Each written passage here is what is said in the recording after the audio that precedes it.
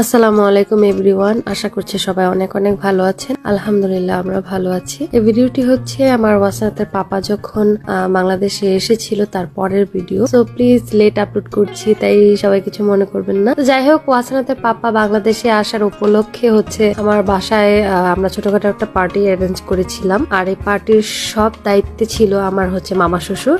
এই পার্টিটা মূলত ছোট্ট একটা গেট টুগেদারের মতো ছিল।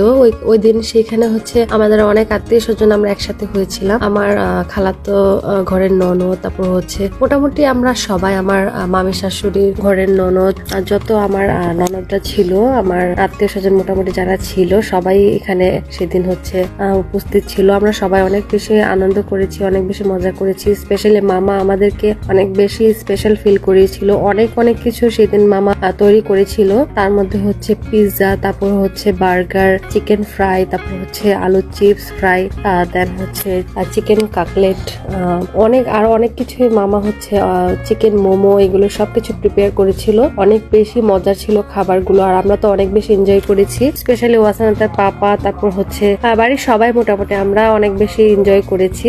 মূলত ওয়াসানাতের পাপার জন্য এই পুরো আয়োজনটা করা হয়েছিল। আমার ওয়াসানাত তো অনেক ছোট, তেমনটা বুঝে না, কিন্তু অনেকটা আনন্দ করেছে। এই সকল পারিবারিক অনুষ্ঠানে বাচ্চারাই মূলত সব থেকে বেশি আনন্দ করে, তো বাচ্চারা অনেক বেশি আনন্দ করে।